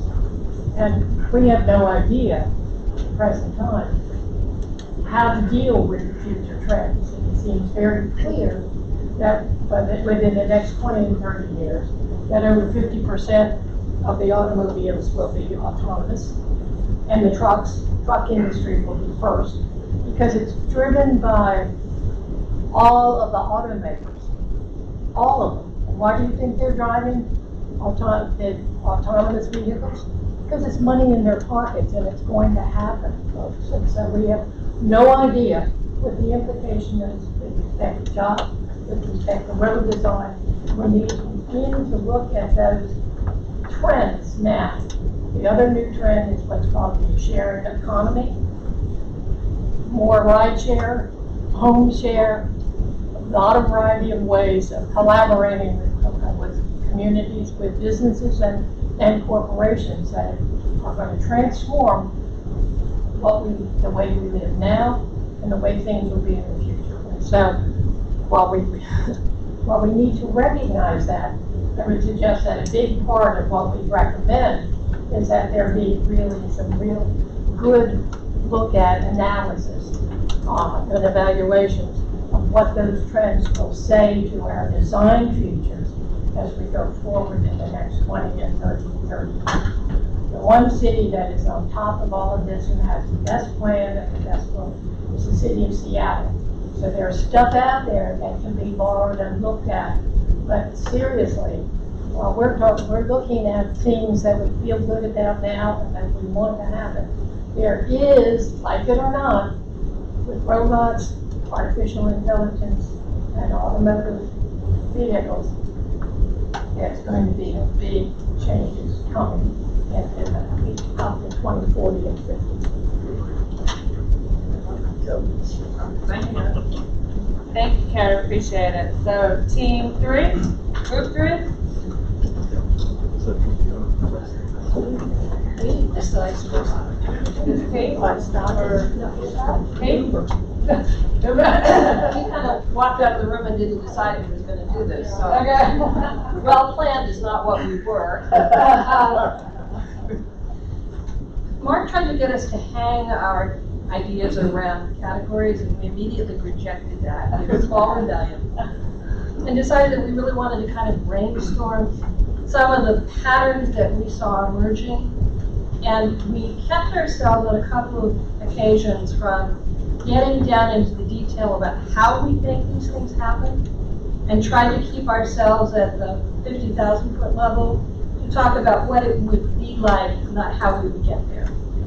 And so, Pat, I don't know where you're from. From Broadneck. Broadneck. And Kristen, you're an Annapolis Neck. Yeah. And South County, with Joel, so 2 South County. So what we said was we wanted the county to be well planned, managed, and preserve our assets and actions to support progress in the county. So we wanted everything we did to be thought through as opposed to reacting to things. We wanted livability at all stages of life. So from birth to death, you could live and thrive in this county. You wouldn't have to go away to work. You could be here throughout your lifespan.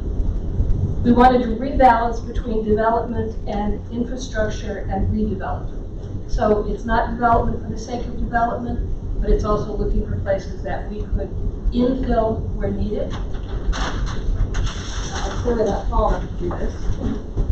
We wanted an accessible and transparent government at the county level, and believe that a lot of the problems we face are as a result of a lack of this over past years, so that a successful county would have county government that we could all get to, that all understand, that all influence, and would be transparent in its operations.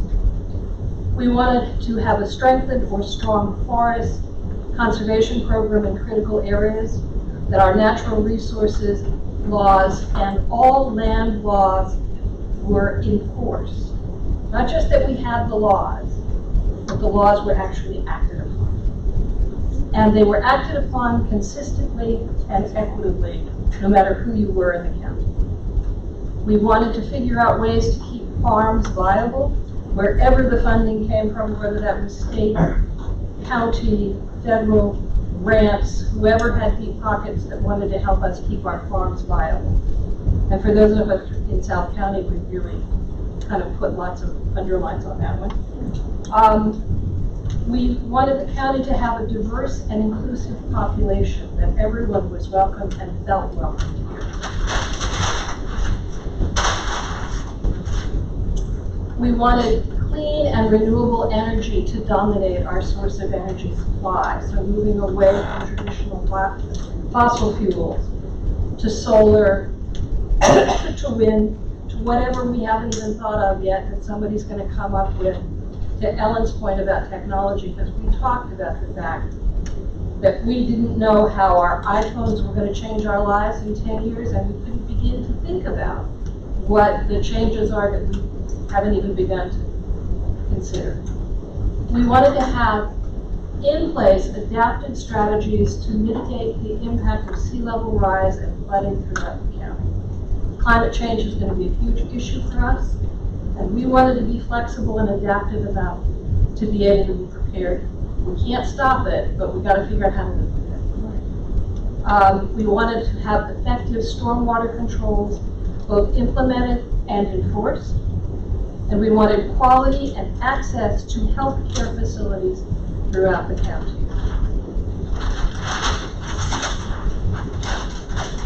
We wanted mobility and accessibility for ease of movement, the transportation bullet. And we wanted the county to retain the quality and control over traffic studies as opposed to farming them out to developers. We wanted coordination and communications between the county and the city of Annapolis on land use and transportation issues, so that they were done in a seamless manner, not each of us doing them separately and then trying to merge them after the fact. We wanted housing available across the county to folks of all income ranges. We wanted conservation of our forests to improve water and air quality. In the last one, we wanted to be able to utilize state-of-the-art technology to support education, as well as all aspects of life in the county. We want our waters to be swimmable, and we want the community character to be retained, both countywide and individually. Anything else from Group 3? Let's take US 50 East and Baltimore. Did I get it? I was checking on my way home to make sure there wasn't an accident on the Severn River Bridge. Amy, will that get us, will you, Route 50 East get us to the mountain? I'm so sorry. Sure. Thank you, Kate, appreciate that. Group 4. Then we all look like that.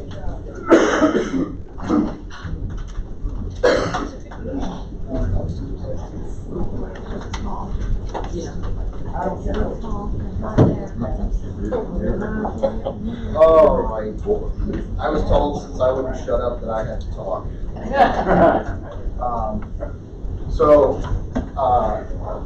I'm going to approach this from a little different of an aspect since everybody has already talked about a lot of the same things.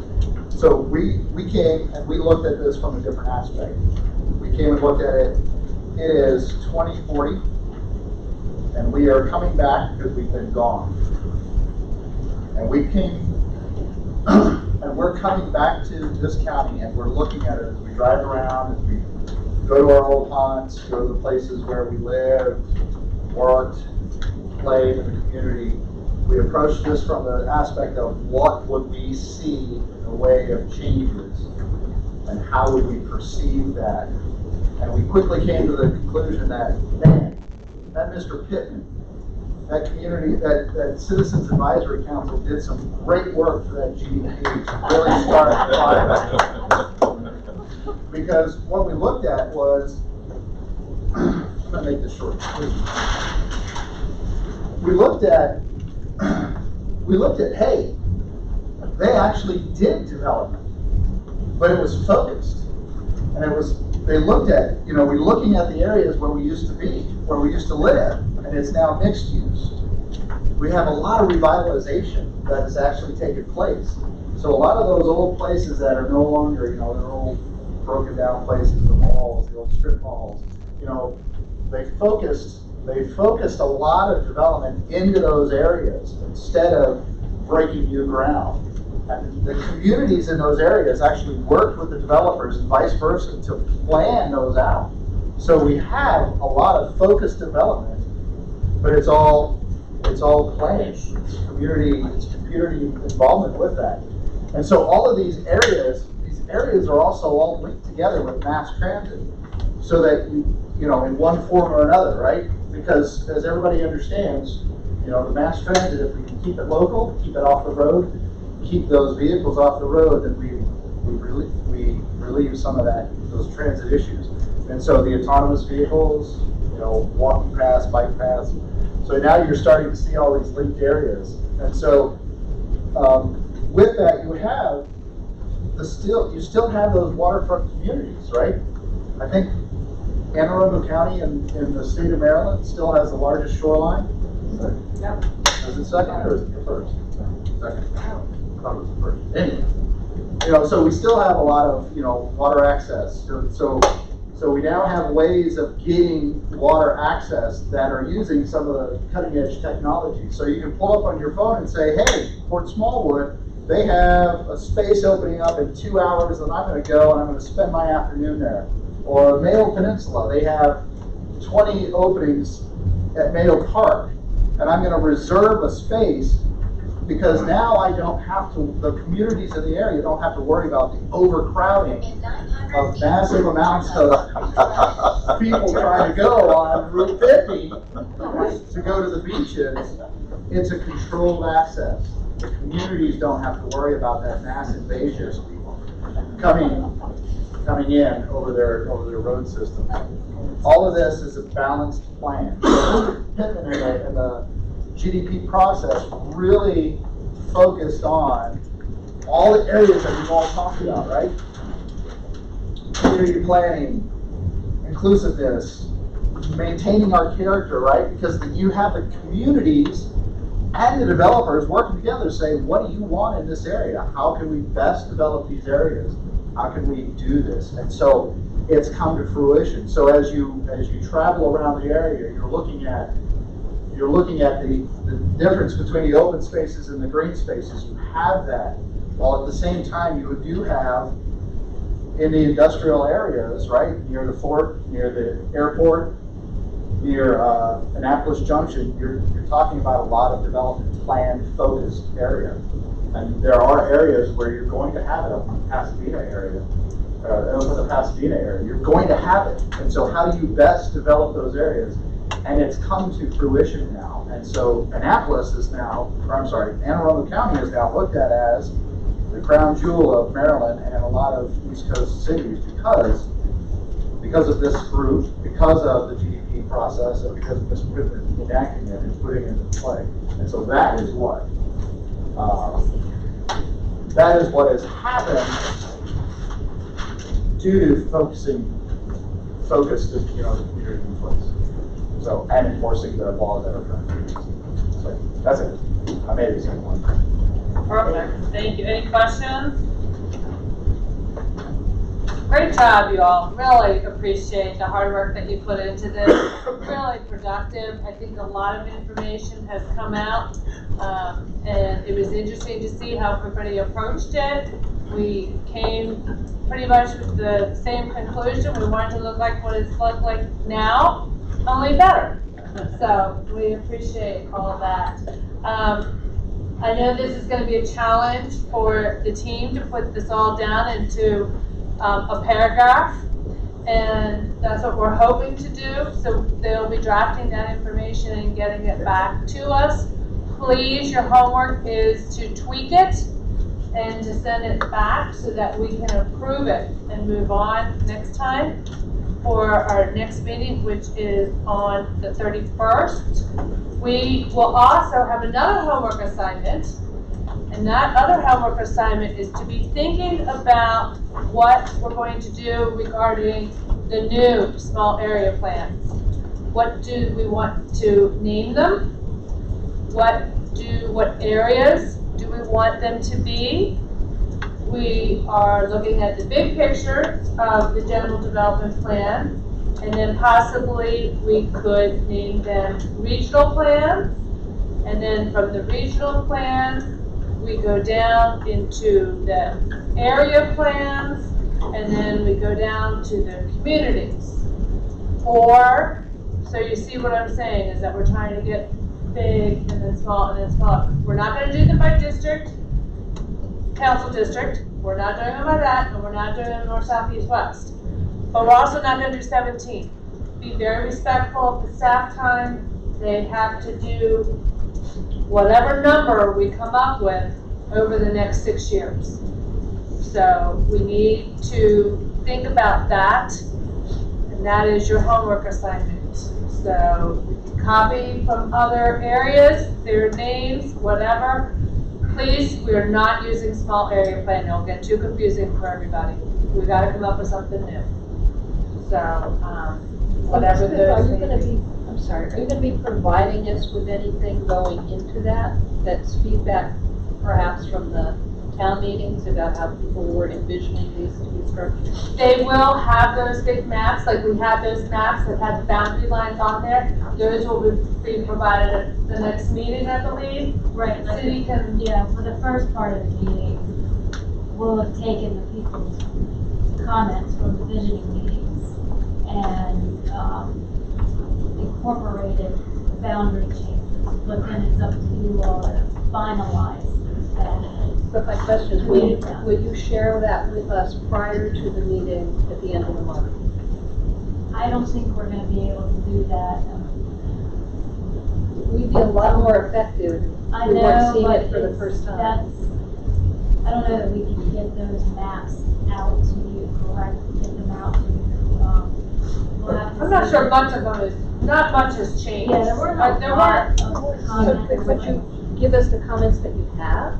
We can give you the comments, but, yeah, we will certainly give you the comments, but There's some important things that you should keep in mind as you do this exercise. Many boundaries change. Community boundaries even change. Development patterns change, but there's certain things like natural features that do not change. Okay? Be thinking about some of these things. Be thinking about how we're going to be able to utilize these boundaries in the future as our communities change. There are some parts of our county that are changing more rapidly than others. There's other areas that we can do plans for that could come back and be updated in a relatively short period of time and at a very small effort because so little will have changed while other areas may change at a greater pace, with a more accelerated pace. So if you have pieces of geography that are going to be more or less timeless, but that could be subdivided into other smaller areas to serve certain purposes for certain times. We're almost looking at a minimum of 2 levels of geography. Okay, 3, 4, 5, 6, 7 pieces of geography, something like that, that can be subdivided further based upon what our needs are. I'm not going to tell you what this should be because we want to have input from you, because if we try to tell you what they should be, then we're going to kind of be guaranteeing what the outcome is going to be, and it will stifle your creativity. Okay, but the location of the South River is more or less going to be the same forever. Well, at least within our lifetimes in any event. So, things like that could be things that you can consider. The other types of geographical boundaries that can be utilized for things purposes. But political boundaries like councilmanic districts, they're going to change. We know we need to have at least 7 districts of some kind, because that's what the law that we passed a year ago said you have to have. But we shouldn't necessarily feel limited to that number. Yes, but there have been citizen groups or people who, in those communities, who have looked at the maps and said, well, we shouldn't be part of this group, we should be part of that group. It's that kind of information that would be good to have. yes, and we're gonna have those physically drawn on the map so that you can see that when you come in on the 31st. Regardless of where the maps are, if the concepts, the core words are in the vision statement, whatever those core words are, people-centered, engaged, connectedness, green, those core words are in the vision, then every group that works, whether it's South County, Brooklyn, or anywhere else, looks at their area with regard to the concepts that are the core words in the vision statement. Everything should go back to the vision statement. Oh, And absolutely. that's why, All the- that all makes of that the- so important to have the right, in this one little short paragraph, because of the core concepts. Which is why we're doing the general development plan first, because all of these future small areas, whatever they're gonna be called, have to be consistent with the general development plan's vision. So that's what. Right, but they saying all is can we're use the for same it. core concepts. They may look at them differently, and they would, geographically, but no matter where your area is, the core concepts that are in the vision statement is what everybody should be looking at. But I think we're talking, Ellen, I think I was asking for something different than that. I was talking about the discussion about where the small group, whatever we're gonna Yes. call them, how that's gonna shape out.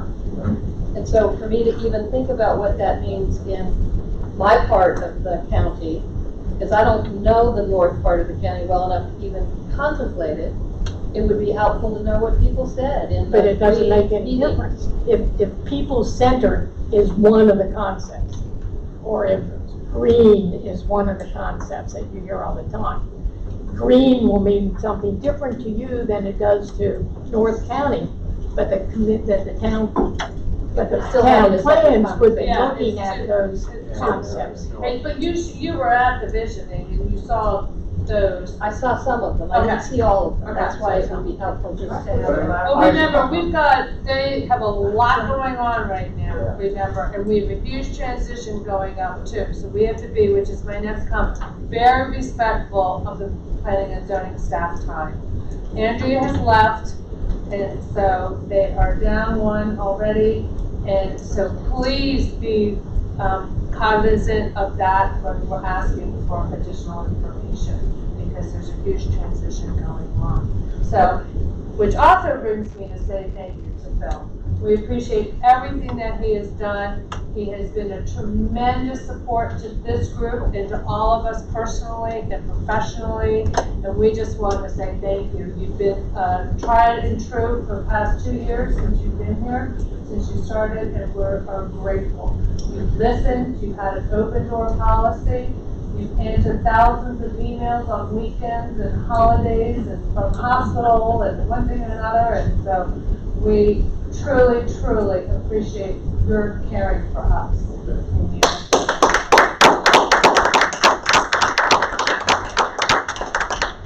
And on that note, I need a motion to adjourn. Move to adjourn. Thank you all, appreciate it.